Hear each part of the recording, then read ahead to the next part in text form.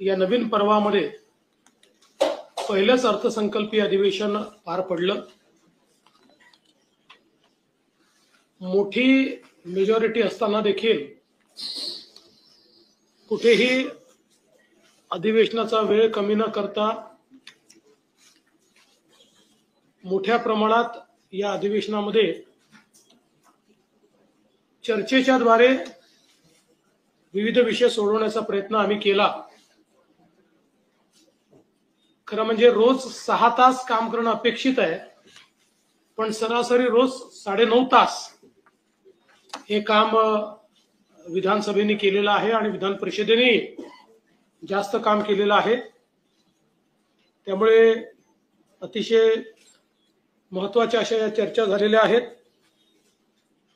एकूण आपल्याला कल्पना आहे की दोन्ही सभागृहांनी मिळून 12 कायदे यावेळी मंजूर केलेले आहेत, ज्याच्यामध्ये माथाडीच्या कायद्यामध्ये सकारात्मक सुधारणा ही आपण केलेली आहे, ज्यामुळे माथाडींवरही अन्याय होणार नाही, पण फेक माथाडी आणि ब्लॅकमेलिंग हे पूर्णपणे बंद करता येईल अशा प्रकारची ही सुधारणा त्या ठिकाणी केली आहे। या व्यतिरिक्त अनेक महत्त्वाचे जे बिल आहेत ते आपण पास केले आहे, ज्याच्यामध्ये अर्थातच महाराष्ट्र खासगी सुरक्षा रक्षक जे बिल आहे ते महत्त्वाचं एक बिल आहे। आणि आपल्याला कल्पना आहे की विनियोजन विधेयक जे आपल्याला अधिकारिता देतं बजेट खर्च करण्याची, ते देखील आपण या ठिकाणी पास केलेलं आहे।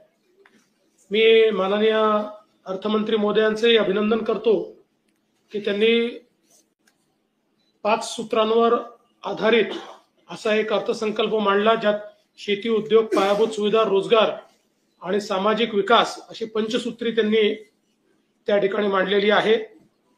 महिला दिनाच्या निमित्त एक विशेष चर्चा या अधिवेशनात झाली। संविधानाच्या संदर्भात एक विशेष चर्चा या अधिवेशनात झाली आणि विशेषतः वेगवेगळ्या चर्चांच्या माध्यमातून मोठ्या प्रमाणात लक्षवेधी असतील, प्रश्न असतील, विविध आयुधांच्या माध्यमातून चर्चा करून जे काही राज्यासमोरचे प्रश्न आहेत या प्रश्नांवर सरकारने सकारात्मक उत्तर देण्याचा प्रयत्न केला। कुठेही चर्चेतनं पळ काढला नाही, चर्चेला बगल दिली नाही, तर भरपूर अशा प्रकारची चर्चा या ठिकाणी केल्या। मला असं वाटतं सगळ्या गोष्टी सांगण्याची आवश्यकता नाही आहे, त्या आपण तुम्हाला लेखी स्वरूपातच देऊन टाकू। पण मी एवढंच सांगेन की मंत्र्यांनी देखील या संपूर्ण अधिवेशनामध्ये अतिशय चांगलं काम केलं। याचं कारण दोन्ही सभागृह सकाळी 9 वाजता चालू व्हायची, 9:45 ला चालू व्हायची। एकेका दिवशी 15-15 लक्षवेधी असायच्या। फक्त एकच दिवस असा झाला की ज्या दिवशी मंत्री उशिरा पोहोचल्यामुळे 20 मिनिटाचा वेळ वाया गेला, पण अदरवाईज नीट सगळीकडे मंत्री उपस्थित होते। मंत्र्यांनी योग्य अशा प्रकारची उत्तरं दिली। एकूणच विरोधी पक्ष हा संख्येने कमी असला तरी विरोधी पक्षाला पूर्ण वाव त्या ठिकाणी आम्ही दिला। त्यांचं म्हणणं ऐकून घेतलं, त्यांच्या प्रश्नांना उत्तर दिली आणि महाराष्ट्राच्या विकासाकरता अनेक अशा प्रकारचे धोरण असलेला अर्थसंकल्प पास केल्यामुळे मला विश्वास आहे की महाराष्ट्राच्या विकासाला निश्चितपणे गती मिळेल। आणि म्हणून मी या अधिवेशनाच्या निमित्ताने सर्व आमदारांचे, सर्व मंत्र्यांचे, सर्व पीठासीन अधिकाऱ्यांचे, विधानमंडळाच्या सर्व कर्मचाऱ्यांचे आणि अर्थातच माध्यमांचे देखील मनापासून आभार मानतो।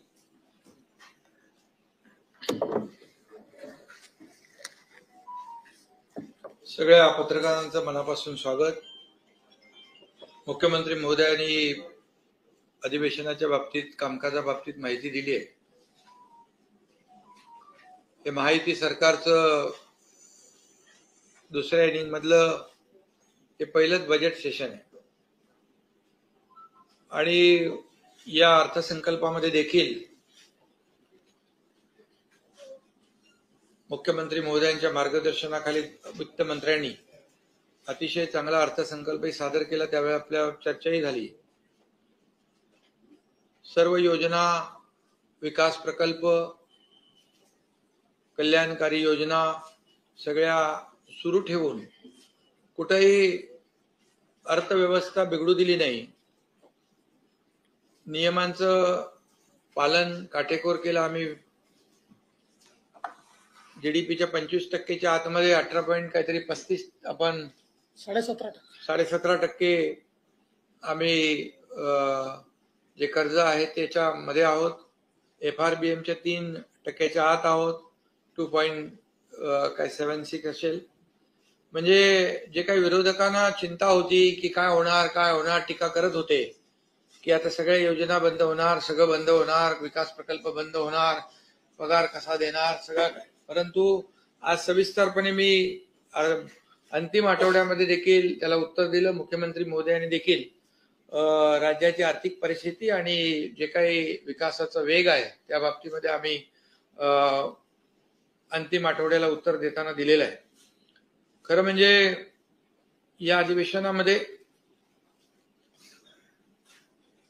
संविधानावर देखील चर्चा झाली, अनेक विषयांवर चर्चा झाली. आता किती 12 विधेयक वगैरे त्या बाबतीमध्ये मुख्यमंत्री महोदयांनी याच्यात उत्तर दिलंय, म्हणजे तुम्हाला सांगितलंय. खरं म्हणजे महायुती सरकारची देखील ही इनिंग आमची धडाक्यात सुरू झालेली आहे. 2.5 वर्ष जे आम्ही ज्या वेगाने काम केलं आणि एकीकडे विकास प्रकल्प, दुसरीकडे लोकाभिमुख कल्याणकारी योजना पुढे नेताना जे सर्वसामान्य माणूस केंद्रबिंदू मानून आम्ही काम केलं. मग शेतकरी, कष्टकरी, कामगार, महिला भगिनी सगळेच. आणि त्याची प्रचिती देखील त्याचा परिपाक, फलश्रुती आम्हाला महायुतीला विधानसभेच्या निवडणुकीमध्ये देखील मिळाली. आणि आम्ही जी आमची टीम आहे हे उत्तम आमच्या टीमचं स्पिरिट आहे आणि काम त्याच वेगाने आम्ही पुढे जातोय. कुठेही कशामध्येही म्हणजे कुठलाही विकासाचा वेग कमी न करता आम्ही कामाला प्राधान्य दिलेलं आहे. आणि त्याचं प्रतिबिंब जे आहे आपण पाहतोय की 100 दिवसाचा जो काही मुख्यमंत्री महोदयांचा एक त्यांची संकल्पना होती त्याच्यामध्ये बरेचसे उपक्रम आम्ही किंबहुना ज्या 7 कलमी कार्यक्रमाला आम्ही प्राधान्य दिलं त्याच्यात देखील सगळ्याच विभागाने चांगलं काम केलेलं आहे. आणि कल करे सो आज कर, आज करे सो अब कर, असं म्हणून आम्ही ज्या धडाक्याने पुढे जातोय आणि खऱ्या अर्थाने जे नवीन प्रकल्प आहेत ते देखील वॉर रूम मध्ये घेऊन त्याला आम्ही गती देतोय. उद्योग येत आहेत त्या बाबतीमध्ये देखील आपल्याला माहिती दिलेली आहे. आणि मी जेव्हा मुख्यमंत्री होतो त्यावेळेस देखील दावोसला आम्ही गेलो. त्यावेळेस देखील जी काही परदेशी गुंतवणूक आहे, उद्योजक आहेत, मोठ्या प्रमाणावर 7-8 लाख कोटीचे एमओई झाले. त्याचंही आम्ही एक्झिक्युशन जे आहे कन्व्हर्जन 70-80%. आता देवेंद्रजी आणि आमचे उद्योग मंत्री गेले 15 लाख कोटीचं एमओई केले आणि त्याचं पुढचं जे काही जागेचं अलॉटमेंट असेल, परवानगी असतील तेही देण्याचं काम सुरू झालं. त्यामुळे खऱ्या अर्थाने लोकांचा विश्वास आपल्या सरकारवर आहे आणि हे इंडस्ट्री फ्रेंडली स्टेट झाले असं म्हटलं तर वावगं ठरणार नाही. त्याच्यामुळे रोजगारही मोठ्या प्रमाणावर उपलब्ध होतील. त्या डिटेलमध्ये मी जात नाही. परंतु आता महाराष्ट्र आपला जो आहे तो स्टार्टअप मध्ये पहिला नंबर आहे, FDA मध्ये पहिला नंबर आहे, GDP मध्ये पहिला नंबर आहे आणि कर्ज वगैरे जे काही आहे ते इतर राज्यापेक्षा देखील आपलं कमी आहे. त्याचं अर्थसंकल्पाच्या अंतिम आठवड्याच्या प्रस्तावामध्ये मी उत्तर देताना दिलं, देवेंद्रजींनी देखील दिलं. आणि म्हणून आमच्याकडे no reason on the spot decision, ये काम हमारा है. जिसने रीजन दिया उसका जनता ने सीजन खत्म कर दिया. इसलिए आणि म्हणून असंच काम आम्ही चालू ठेवणार बिलकुल वेगाने.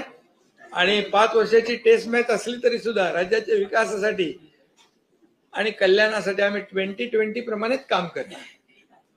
हे अगदी आपल्याला सांगतो. कुठेही विकासाचा वेग कमी पडणार नाही.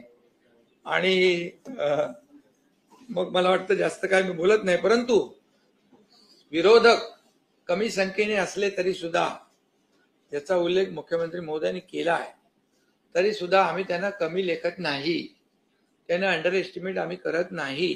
पण आमची भावना आणि भूमिका अशी होती की त्यांनी सभागृहात येऊन सभागृहामध्ये या महाराष्ट्रातल्या जनतेच्या प्रश्नांना वाचा फोडली पाहिजे होती.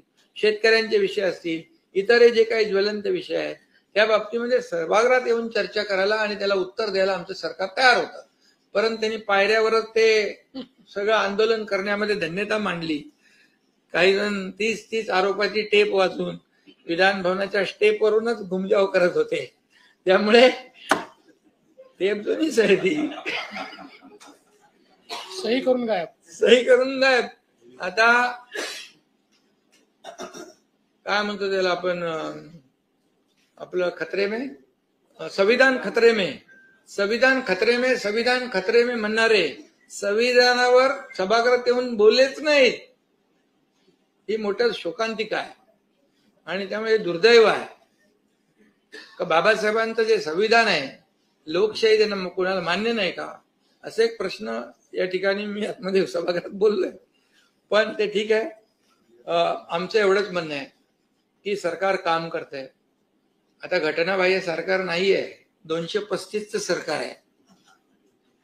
आणि आम्ही जे बोललो होतो मी पहिल्या भाषणात, तुम्हाला आठवत असेल, माझ्या बाजूला देवेंद्रजी बसले होते. बोलले आम्ही असं काम करू की आम्ही दोघं मिळून 200 पार करू. आता 200 पार करून 235 वर गेलो. आता तरी त्यांनी डोळे उघडायला पाहिजे आणि सरकार म्हणून सरकारकडून कामं करून घेतली पाहिजे, जनतेची, सर्वसामान्य लोक. त्यामुळे सांगितलं ना 2020 करतोय. आणि दुसरी गोष्ट, प्रिंटिंग मिस्टेक सांगणारं आमचं सरकार नाही. जे काही लोक म्हणाले की तुम्ही आश्वासनं दिली कधी पाळणार, आम्ही जाहीरनामा किती 5 वर्षाचा असतो. आम्ही कुठलंही आश्वासन जे आहे टाळणार नाही. आम्ही ते आश्वासन पाळणार. कारण देवेंद्रजी, मी, अजितदादा हे शब्द दिला की आम्ही शब्द पाळणारे लोक आहोत, म्हणून तर इतिहास घडला. त्यामुळे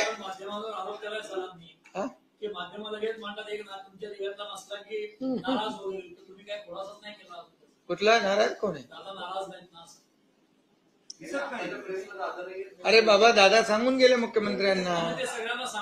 दादा मुख्यमंत्र्यांना सांगून गेले मगाशी. आणि तुम्ही तर असं करता जसं मी गावी गेलो की नाराज, दिल्लीला गेलो की नाराज, आणि गंभीर झालो की गंभीर झाला नाराज.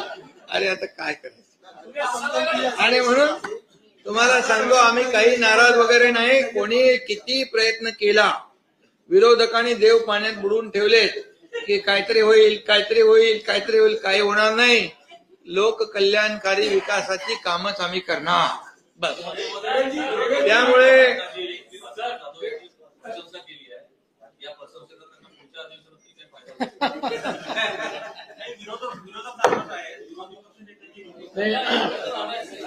भास्कर जाधवांनी जी प्रशंसा केली त्याबद्दल त्यांचे आभार मानतो.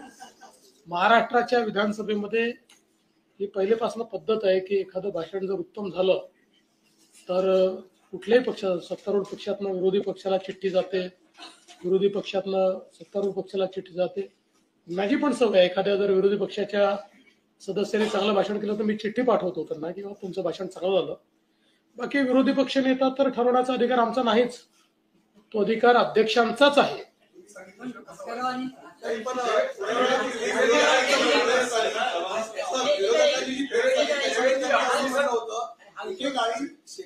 फक्त 7 आमदार असतानाही काँग्रेस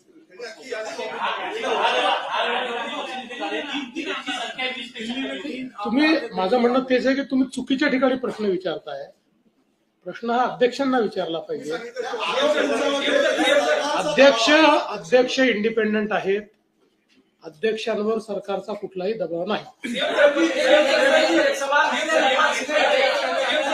पत्रकारांनी नुसतं प्रशंसा नाही केली, त्यांनी त्याची पुस्तिका काढून वाटायला सांगितलं आणि ते त्याच्यामुळे त्यांच्या आघाडीत पंचायत होईल असं वाटलं. नाही काही पंचायत होईल असं नाही. त्यांनी त्याकरता नाना पटोले अशा प्रकारे बोलले.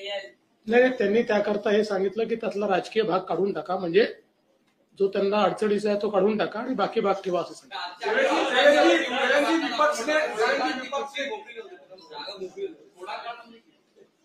ते गमतीने बोललो, बाकी उद्याही अध्यक्षांनी निर्णय घेतला तर आमची तयारी आहे.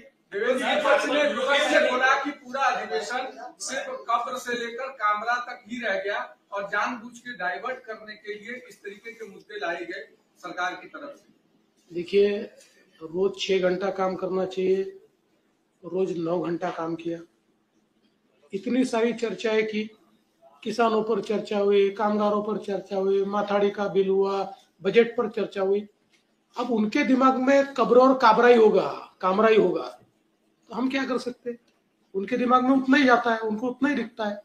हमारे लिए तो कब्र और कामरा से ज्यादा 13 करोड़ महाराष्ट्र के लोग ये महत्व के, इसलिए उनके हित के निर्णय हमने लिए।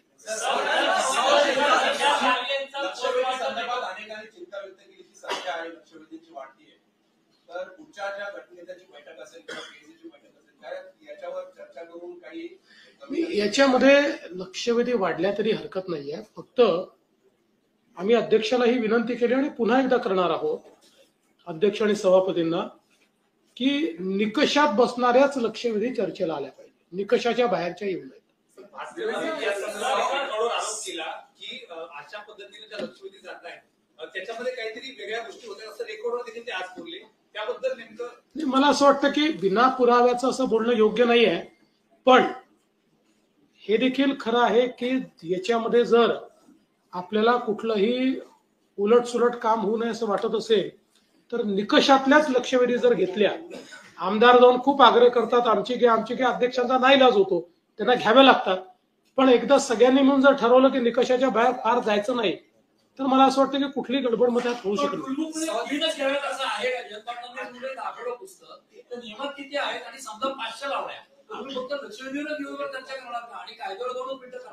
असं नाही आहे। लक्षवेधीवर ज्या चर्चा झाल्या त्या ऍडिशनल टाइम मध्ये झालेल्या, तुम्ही जर मॅक्सिमम नाही असं नाही आहे। तुम्ही जर बघितलं तर मॅक्सिमम या ऍडिशनल ज्या सकाळी विशेष सत्र आहे त्या सत्रात ठेवल्या, दुपारी पण ज्या केल्या त्याच्यामध्ये वेळेची मर्यादा पाळत 1 किंवा 2 प्रश्न।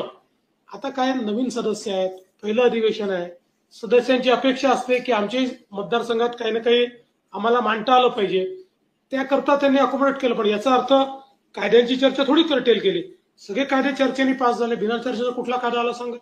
सगळ्या प्रस्ताव पहिल्या आठवड्यापासून ते सत्ताधारी असेल किंवा विरोधक असेल सगळे प्रस्ताव नाही, याचं प्रमुख कारण काय आहे की हे अधिवेशन बजेट अधिवेशन आहे, खातेवार चर्चा होते, त्यामुळे ती खातेवार चर्चा त्याच्या दिवशी संध्याकाळपर्यंत, आणि चर्चेचे दिवस फिक्स्ड आहे।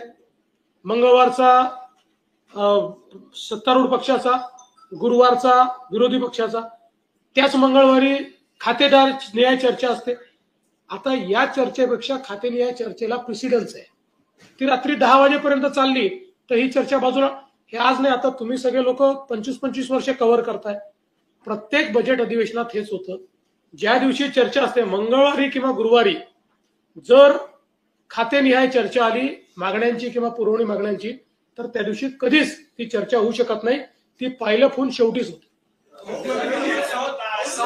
देशमुख की हत्या के मामले में वाल्मीकि अंदर है, उनके आका जो है आपको पता है, धनंजय मुंडे का इस्तीफा हुआ है, क्या उनको सह आरोपी बनाएंगे? एक तरफ तो आप उद्योग लाएंगे, इतनी मेहनत करते हैं, ऐसे हफ्ता खबरों के प्रति आप नरम क्यों रहेंगे? इसके बारे में बहुत स्पष्ट शब्दों में कहा है, और नरम गरम रहने का सवाल ही नहीं है। न हम नरम है न गरम है, हम कानून से चलते हैं, जो कानून में वो करते हैं, जो कानून में था वो किया है। 100 दिन का काम नवीन टॅगलाईन दिली आहे की no reserve on the spot decision, तर हे कोणाकोणासाठी लागू आहे? Only no reason only vision. सरकारी निर्णय सरकारी निजम बघा, तुम्हाला सांगतो आम्ही बोलतो ते करून दाखवतो. जसा 100 दिवसाचा मुख्यमंत्री महोदयांनी संकल्पना मांडली, तर या अधिवेशन काळात आम्ही बघा 50 शहरांचे डीपी फायनल करून टाकले.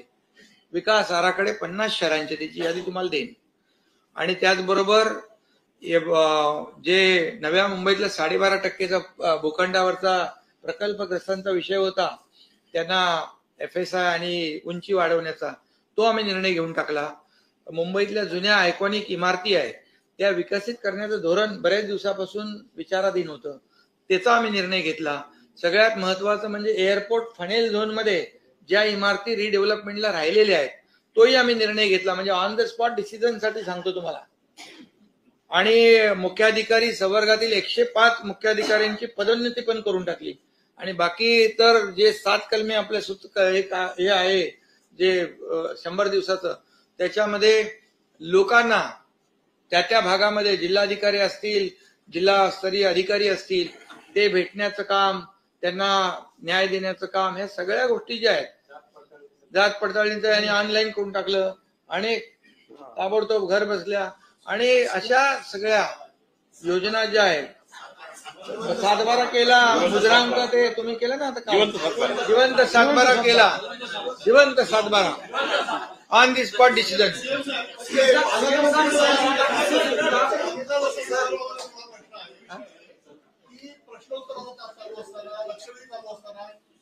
पुरवणी मागण्यावरती चर्चा चालू असताना किंवा एकंदरीत चर्चा चालू असताना सदस्य उठतात, मंत्र्यांपर्यंत जातात आणि हे जाताना अनेक बोलणाऱ्या सदस्यांना क्रॉस करतात, मंत्री वेलमध्ये जातात, मंत्री सदस्यांना क्रॉस करतात, असे अनेक प्रकार बघायला मिळाले. हे अतिशय चुकीचं आहे. शिस्त पाळली गेली पाहिजे.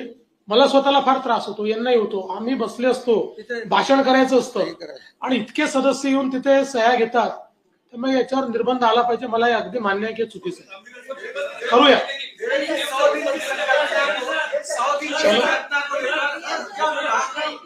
और दूसरे किस विभागों ने अब तक 100 दिन की आपकी संकल्पना को टारगेट पूरा किया?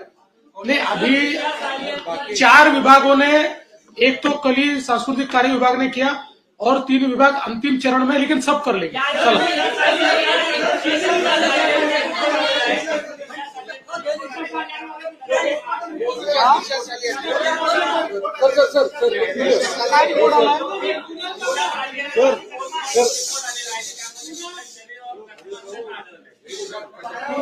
अजून याची माहिती माझ्याकडे आली नाही, ती माहिती घेऊन तुम्हाला पूर्ण देईन.